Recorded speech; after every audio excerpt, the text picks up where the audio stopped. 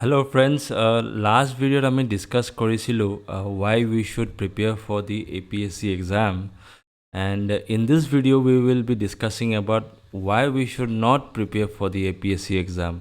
So আমি एक ही सिक्के के दो पहलू বুলি কয় আমি ইফালেও চাব লাগিব সিফালেও চাব লাগিব. So I have list out 5 points and মই ভাবোঁ সেইখিনি এটা সেইখিনি ৰিজন যদি আপোনাৰ লগত ৰিজেম্বল কৰে বা সেইটো আপুনি ষ্ট্ৰংলি যদি এগ্ৰি কৰে তেনেহ'লে ইট উড বি বেটাৰ আপুনি APSCৰ কাৰণে প্ৰিপেয়াৰ নকৰিব. So let's get started. Number 1 will be intense competition. Intense competition meaning হৈছে যে ইয়াত যোনখিনি পোষ্ট ওলায় যিমানখিনি ছাৰ্ভিচেছ ওলায় ইয়াত বহুতহে লিমিটেড হয়. যেনেকুৱা 2024ত 200+ চাকৰিহে ওলাইছিলে, তাৰ আগত ওলাইছিলে 900 ছামথিং চাকৰি ওলাইছিলে. চ' ইয়াৰ যোনটো মানে ছিটছ আছে এইটো বহুত লিমিটেড হয় আৰু এই লিমিটেড ছিটছৰ কাৰণে বহুতখিনি ল'ৰা ছোৱালীয়ে মানে এপ্লাই কৰে. চ' ইয়াৰ যোনটো ছাকচেছ ৰেচিঅ'টো আছে সেইটো বহুত ল' হয় এণ্ড আপুনি এগেইনষ্ট অল অডছ গৈ মেলি আৰু চাকৰিটো আপুনি পাব লাগিব, তেতিয়াহে গৈ কিনে আপুনি কিবা এটা হ'ব. So' that will be the first point which is intense competition. So' number 2 will be extensive preparation time. ইয়াৰ যোনটো চিলেবাছ আছে এই চিলেবাছটো কভাৰ কৰিবলৈ কাৰণে এটা এক্সটেনচিভ পিৰিয়ড লাগে. Right starting from the S paper, তাৰপিছত GS 1ৰ পৰা লৈ কিনে GS 5ৰ যোনখিনি পেপাৰ আছে তাত যোনখিনি ডিটেইলছত চিলেবাছটো পুট কৰা আছে সেইখিনি আৰু ডিটেইলছত গৈ কিনে জানা, সেইখিনিত বহুতখিনি সময় লাগে, ডেডিকেশ্যন লাগে, এফৰ্ট লাগে, টাইম লাগে. আপোনালোকে যদি আপোনাৰ লাইফত বেলেগ কমিটমেণ্টছো আছে, আপোনালোকে যদি মেৰিড হয় বা যদি আপোনালোকে ষ্টুডেণ্ট হয় আৰু আপোনাৰ বেলেগ ষ্টাডিজো আপুনি যদি মেনেজ কৰিব লাগে, তো এই বস্তুটো কৰিবলৈ কাৰণে এটা long and prolong period of time লাগে. এভাৰেজত চাব গ'লে I think people take mostly around 2 to 3 attempts to clear this exam. চ' প্ৰথম এটেম্পটত দি চাওঁচোন কেনেকুৱা হয় সেনেকুৱাকৈ ভাবে.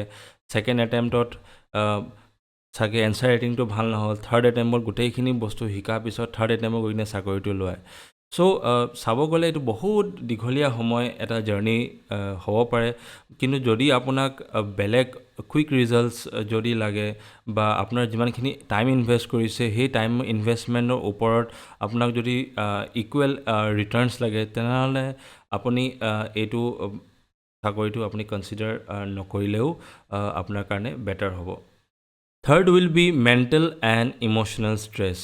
চ' যিকোনো প্ৰিপেৰেশ্যন কৰে এক্সামৰ, specially in regards to APSC, আপুনি পঢ়োঁতে বহুতখিনি মেণ্টেল ষ্ট্ৰেছো আহে যে পঢ়িছোঁতো ঠিকেই কিন্তু চাকৰিটো পাম নে নাই পাম সেইটো এটা চিন্তা আহে. তাৰপিছত আপোনাৰ চিন্তা আহিব যে যিমানখিনি পঢ়িছোঁ সেইখিনি কাৰেক্ট হয় নে নহয় যদি আপুনি ছেল্ফ ষ্টাডি কৰিছে. এতিয়া কোচিং ইনষ্টিটিউটবিলাকো কি বুলি কয় যে আমি আমাৰ ফালৰ পৰা 100% গাইডেঞ্চ দিম, কিন্তু চাকৰি পোৱা যোনটো চিঅ'ৰিটি আছে সেইটো আপোনালোকৰ ওপৰতে আছে. তাৰ ওপৰত যদি কোচিং কৰে তাৰ ওপৰত আপোনাৰ পইচা ইনভেষ্টমেণ্টো যায়. যিমান আপোনাৰ ফ্ৰেণ্ডছ থাকে এই ফ্ৰেণ্ডছৰ লগতো মানে লগ পোৱা খুবেই কম হৈ যায় যেতিয়া আপুনি প্ৰিপেৰেশ্যন কৰে. চ' এইখিনি সকলো বস্তু এটা ইম'চনেল এণ্ড এনজাইটিত আপোনাক মানে ঠেলি কিনে লৈ যায়. চ' যোনখিনি ষ্টুডেণ্টছ আছে যোনে প্ৰিপেৰেশ্যন কৰিছে they should be aware that এইখিনি ইমবেলেঞ্চ আহিলেও আপুনি প্ৰিপেয়াৰ্ড হ'ব লাগিব. এইখিনি instability in regards to emotional and mental stress. ত' এইটোত প্ৰিভিলেণ্ট হয়. ত' এইটোত আপুনি যদি ভাবে যে এইটোত আপুনি ল'ব নোৱাৰে for a prolong period of time তেনেহ'লে আপুনি APSC পৰীক্ষা দিয়াটো ৰিকনচিডাৰো কৰিব পাৰে. Number 4 will be alternative career opportunities. So এনেকুৱাকে বহুতখিনি জব অপৰচুনিটিজ আছে য'ত হায়াৰ চেলাৰিজ আছে, য'ত আপোনাৰ কুইকাৰ ৰিটাৰ্ণছ আছে। ফৰ এক্সাম্পল আপোনাৰ এণ্টাৰপ্ৰিনৰশ্বিপো কৰিব পাৰে। For entrepreneurship I mean like investment of money and then opening up your own ventures. তাত আপোনালোকে ৰিটাৰ্ণছ আপুনি নিজৰ ডিপেণ্ডিং অন দ্য মাৰ্কেট আপুনি এটা ভাল অল্টাৰনেটিভ আৰ্নিঙো কৰিব পাৰে। চ' তেনেকুৱাকৈ আছে যে অল্টাৰনেটিভ যোনটোখিনি কেৰিয়াৰ অপৰচুনিটিজ আছে সেইখিনিত আপুনি হায়াৰ ৰিটাৰ্ণ আৰু কুইকাৰ ৰিটাৰ্ণো পাব পাৰে। চ' যদি আপোনাক বা আপুনি যদি আপুনি এনেকুৱা ইণ্ডিভিজুৱেল য'ত আপোনাক লাগে যে quicker returns and something that is equal to your dedicated time and money, then আপোনালোকে APSC কাৰণে প্ৰিপেৰেশ্যন কৰাটো ৰিকনচিডাৰ কৰিব পাৰে। Last but not the least, limited job flexibility. চাওক এই যোনটো APSCৰ থ্ৰু দি যোনটো গভৰ্ণমেণ্ট জব পোৱা যায়, ইয়াৰ যোনটো প্ৰচেছটো হয় সেইটো বহুত বিউৰ'ক্ৰেটিক হয়। বাই বিউৰ'ক্ৰেটিক আই মিন যে এইটোখিনি বহুতখিনি লেয়াৰ্ছ এণ্ড প্ৰচেছেছ আছে এণ্ড প্ৰায়ভাগ কামটো মনোটনাছে হয়। চ' আপুনি মনোটনাছ ইন দ্য চেন্স মানে যদি ডেস্ক জব পায় তেনেহ'লে আপুনি তাতে অফিচতে আপুনি কৰিব পাৰিব, একাউণ্টছ অফিচাৰ পায় বা টেক্সেছ ৰিলেটেড যদি পায় আপুনি প্ৰায়ভাগ এইটো অফিচ ৰিলেটেড জবেই হ'ব। ইভেন তো আপুনি চেলাৰী পাব বাট আপোনাৰ মানে জবৰ ফ্লেক্সিবিলিটি বহুত কম। চ' ইন ৰিগাৰ্ডছ টু আপোনাৰ জব ফ্লেক্সিবিলিটি, যদি আপুনি ডাইনামিক এনভাইৰনমেণ্ট বিচাৰে বা আপুনি যদি ক্ৰিয়েটিভ এটা প্ৰফেশ্যনেল হয় তেনেহ'লে আপুনি এইটো জবটো ৰিকনচিডাৰ কৰিব পাৰে।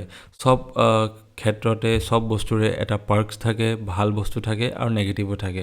চ' I hope I could provide you some insights. আপোনালোকে নিজে ডিচিশ্যন লওক, আপুনি ইফালেও চাওক সিফালেও চাওক, ভালকৈ ডিচিশ্যন লওক যে তাৰপিছত আৰু আপোনাৰ টাইম, আপোনাৰ এনাৰ্জি, আপোনাৰ গোটেইখিনি এনভাইৰনমেণ্ট আপোনাৰ যেতিয়া আপোনাক লাগে যে মই এইটোৰ কাৰণে ৰেডি আছোঁ বা যিমানখিনি মই প্ৰব্লেমছ বা ৰিজনছ দেখালোঁ এইখিনিতো মই অভাৰকাম কৰি কিনে মই প্ৰিপেয়াৰ কৰিব পাৰিম, তেনেহ'লে আপুনি definitely you should go ahead and I wish you all the best for your journey ahead. So we will meet you in the next video. আমি আৰু এটা নিউ টপিকত ডিছকাছ কৰিম and till then take care and stay blessed. And if you have stayed till the last, if you have not subscribed to the channel, I would urge you to subscribe to the channel and provide your valuable insights. Cheers, bye, and we will see you in the next video. Cheers.